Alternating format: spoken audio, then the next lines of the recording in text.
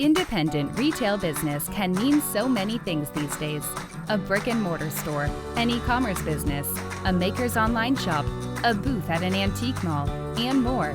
No matter which category you're in, Kathy Cruz, a fellow retail business owner and retail educator, will teach you how to market and manage your business efficiently so you can spend time doing other things you love. Welcome to the Savvy Shopkeeper Podcast.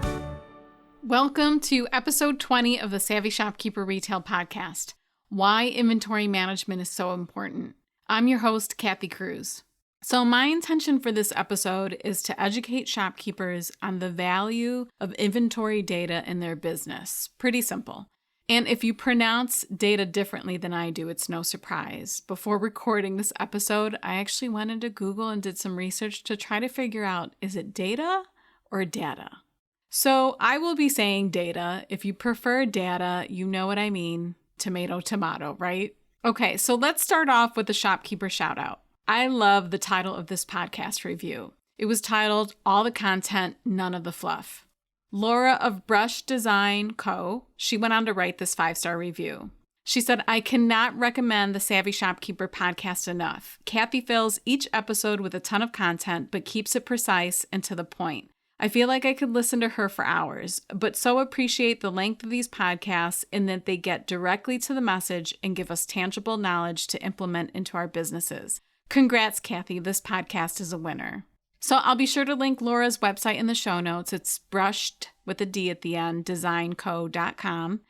And I didn't realize this until I went to Laura's website, but she's also a Wise Owl paint distributor, and my sister and I have been distributors for Wise Owl Paint for, I think, 4 years now. So a special shout out to all our Owlet sisters. We call them Owlets because I'm pretty sure there are a few of them listening. So shout out to all of them. And Laura, thank you. I love your review because the last thing I want is to waste any shopkeeper's time with fluff. We just don't have time for that, right?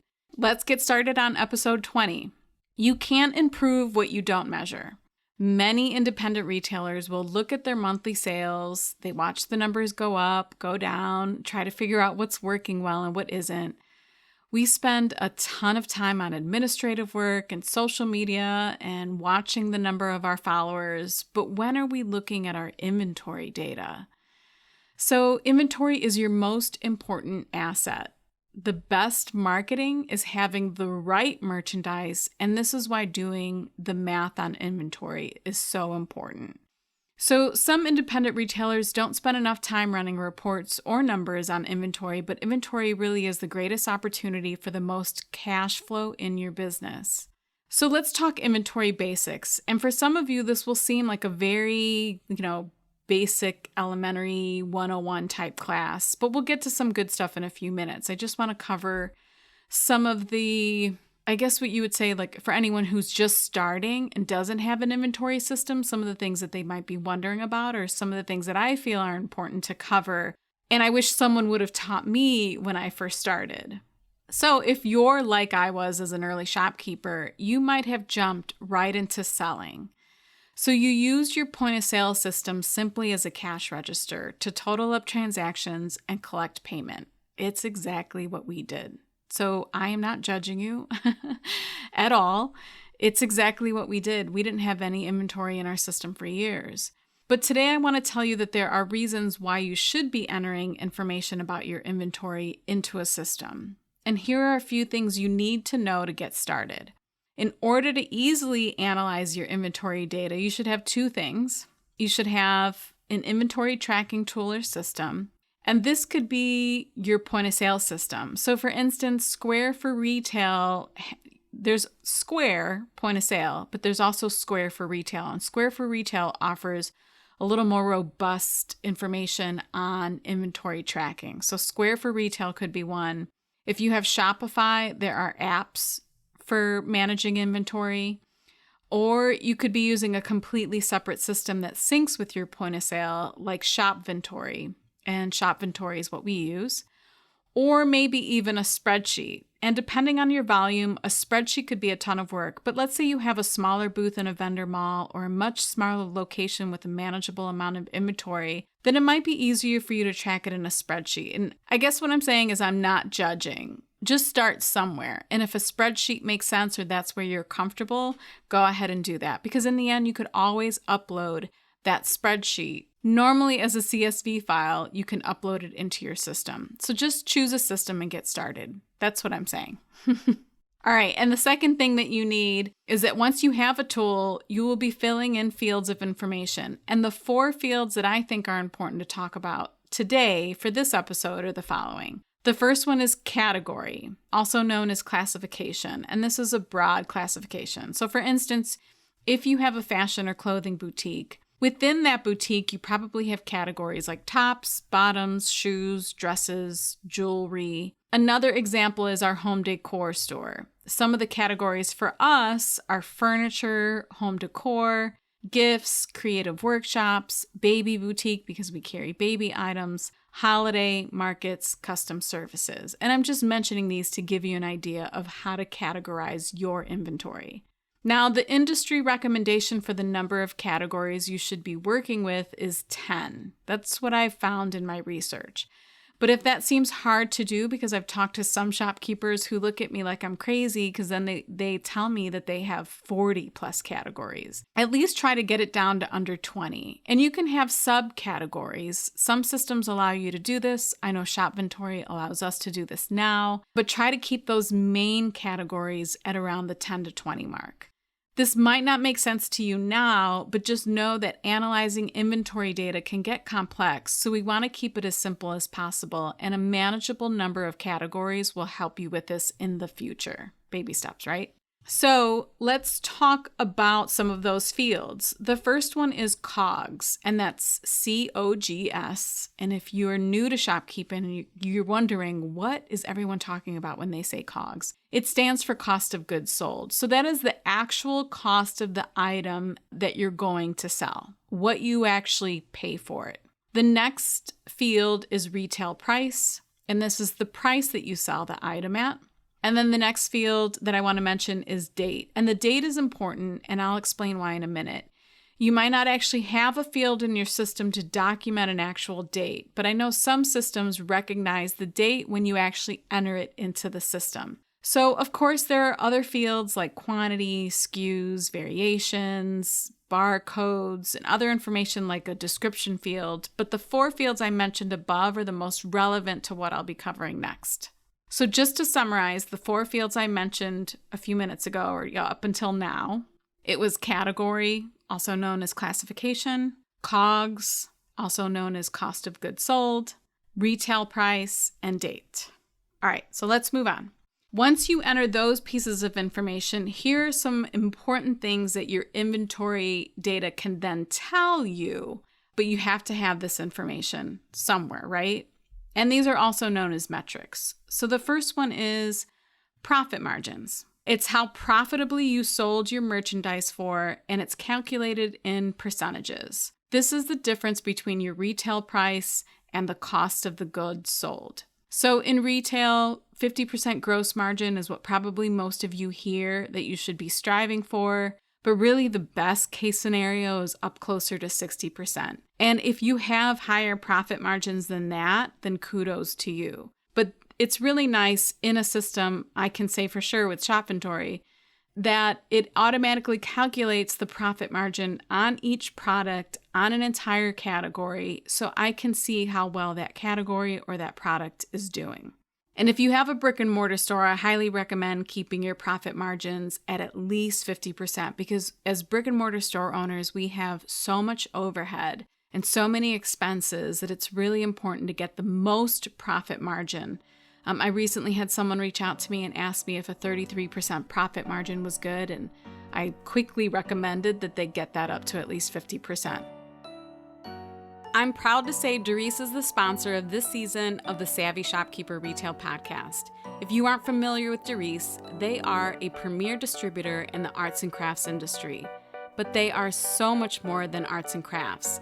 They have on-trend home decor items, bridal, garden, gifts, and some great items for creating beautiful store and booth displays. Not only that, Darice has a fantastic blog that includes categories for both makers and brick and mortar businesses.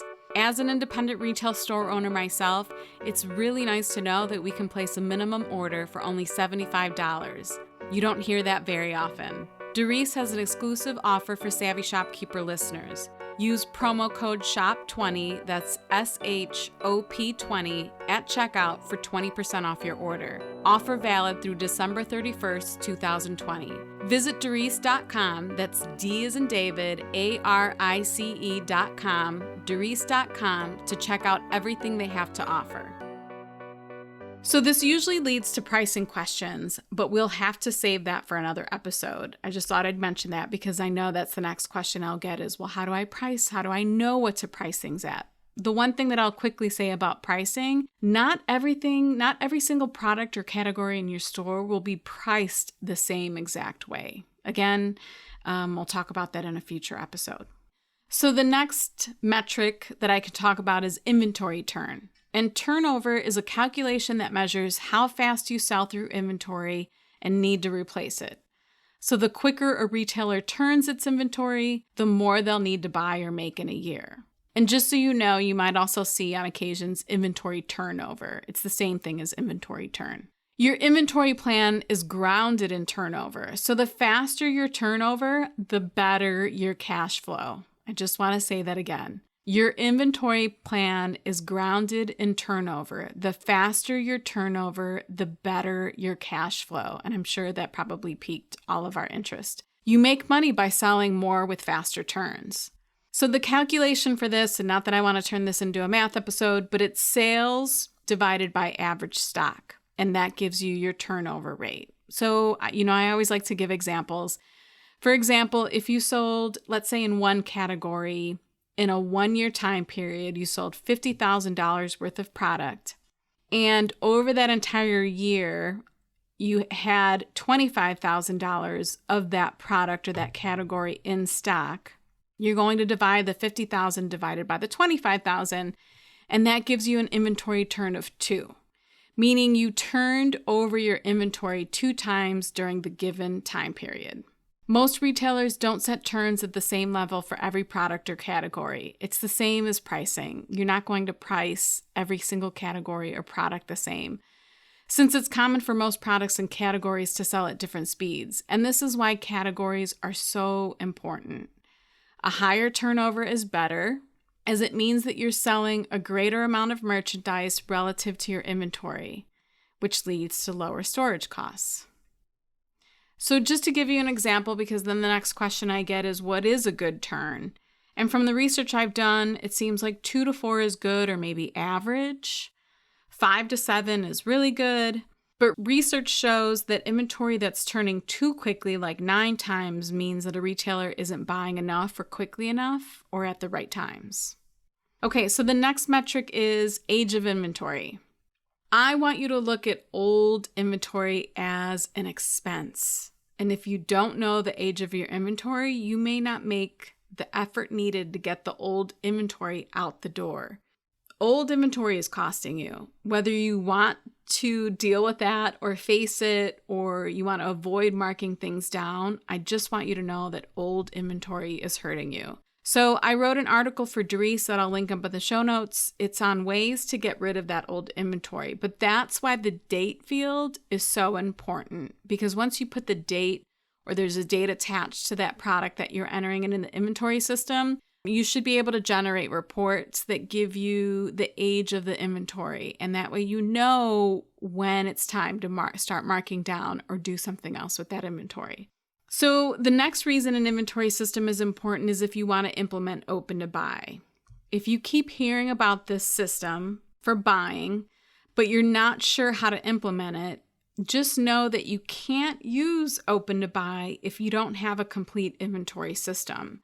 So you know the expression, don't put the cart before the horse. So get started on your inventory first. And I don't know when open to buy is coming in an episode, but maybe I'll briefly talk about that in the future. It's just not as easy to cover in a 20-minute episode. But I just want to mention to retailers, because that's the one thing I hear a lot of brick and mortar store owners ask about is, how do I use it? How do I implement it? But yet many retailers the independent retailers don't have an inventory system in place. So do that first, and then you can move forward. To recap, the 4 metrics I just mentioned are profit margins, inventory turn or turnover, age of inventory, and open to buy.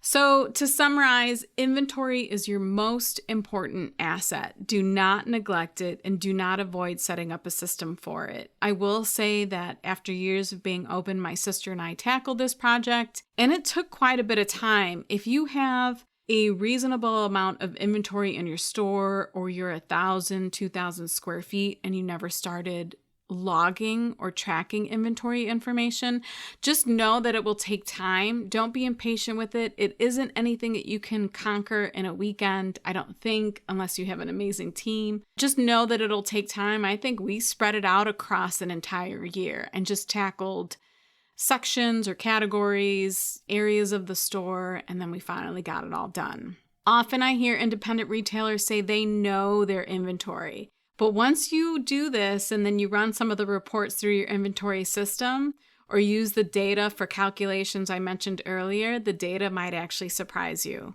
So before I wrap up, I want to mention an online learning opportunity that I just posted about. So I'll be teaching a live 2-hour workshop, and the title of the class is Plan and Track Like a Retail Boss. And it's for shopkeepers. It could be brick and mortar store owners, online shop owners, e-commerce business owners. But it's for those of us who know that we're spending too much time in our business. We're handling customers, we're handling the inventory, buying, all of that stuff.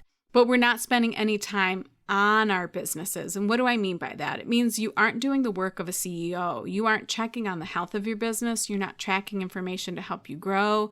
You aren't setting up systems to make everything easier in your business, and you're definitely not planning or applying your vision to the business. So on top of the 2-hour workshop that I'm offering, and it will be live, you get access to 11 worksheets, and one of them is for inventory turn tracking. So you can plan and track like a retail boss. I'll have it linked in the show notes, but if you visit shopkeepersacademy.com/products, you'll find information on this workshop there, and you can register. So this episode will publish on March 5th, 2020, and so registration for the workshop closes on March 9th, 2020. And I've taught this workshop now twice in both Blooming Shopkeepers and Master Shopkeepers, and I was pleasantly surprised at how much the group members appreciated everything that I covered in this workshop. And I'm actually going to cover a bit more.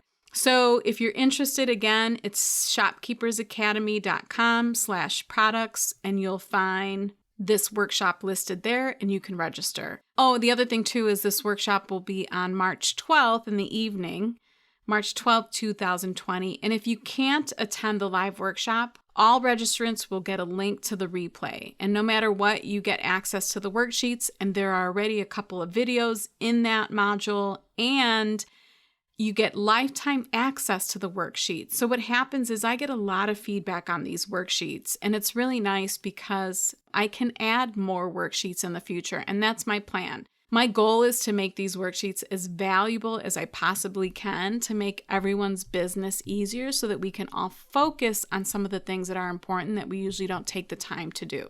So thanks for listening. If you want to see the show notes to this episode or find links to anything I mentioned, visit my blog at savvyshopkeeper.com/episode 20. If you're finding these episodes helpful, please leave a rating and review on Apple Podcasts. You'll find a link in the show notes for that too. I always appreciate them. So until the next episode, be savvy and boss up.